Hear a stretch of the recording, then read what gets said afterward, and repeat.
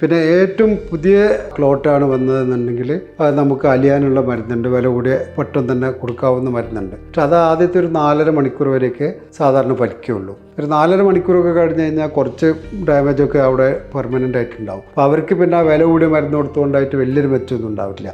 പിന്നെ അതേപോലെ വലിയ രക്തക്കോല അടഞ്ഞതെന്നുണ്ടെങ്കിൽ നമ്മൾ ഇൻട്രാവീനസ് ത്രോംബോലൈസിസ് എന്ന് പറയുന്നത് അത് കൊടുത്തു കഴിഞ്ഞ് കഴിഞ്ഞാലും അത് ചിലപ്പോൾ തുറക്കാൻ പറ്റില്ല.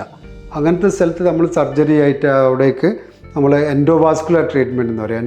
എൻഡോവാസ്കുലർ എന്ന് പറഞ്ഞാൽ രക്തക്കോലിനുള്ളിൽ കൂടെ തന്നെ പോയിട്ട് അവിടുന്ന് അത് വലിച്ചെടുക്കുക അല്ലെങ്കിൽ ഇത് ചെയ്യുന്ന ചികിത്സ വേണ്ടി വരും. ഒരുവിധ ആളുകൾക്കൊന്നും സ്ട്രോക്കാണെന്ന് മനസ്സിലായിട്ടുണ്ടാവില്ല.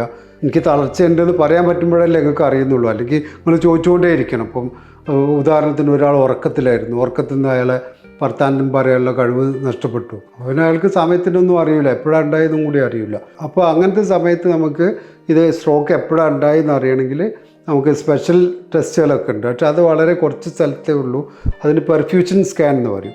അത് ചെയ്ത് കഴിഞ്ഞാൽ നമുക്ക് ഏകദേശം അറിയാം, അതായത് പിന്നെ സഞ്ചാരം തിരിച്ചു കിട്ടിയാൽ രോഗിക്ക് നല്ലൊരു മെച്ചുണ്ടാവുന്ന സ്ഥിതിയാണോ അല്ലേ എന്നുള്ളത് അറിയും. പിന്നെ ഇതിൻ്റെയൊക്കെ ഓപ്പോസിറ്റാണ് പൊട്ടിയിട്ടുള്ള സ്ട്രോക്ക്. അതിൻ്റെ ഏറ്റവും വേഗത്തിൽ ആ പൊട്ടിയത് ശരിയാക്കിയിട്ട് രക്തക്കോല് പൂർവ്വസ്ഥിതിയിൽ എത്തിക്കാനുള്ള പരിപാടികളാണ് നോക്കുക. പണ്ട് പൊട്ടിയിട്ടുള്ള സ്ട്രോക്ക് മുഴുവൻ സർജറി ആയിരുന്നു. അപ്പോൾ അതിൽ കുറേ ഭാഗത്ത് ഇപ്പോൾ നമുക്കും ചെയ്യാവുന്നതേ ഉള്ളൂ. പക്ഷെ അത് ഒരു വില കൂടുതലാണ്. പക്ഷെ എന്നിരുന്നാലും നമുക്ക് നേരെ തന്നെ രക്തക്കോലിൻ്റെ ഉള്ളിൽ കൂടെ തന്നെ പോയിട്ട് റിപ്പയർ ചെയ്യാവുന്ന കുറേ ഇതുണ്ട്.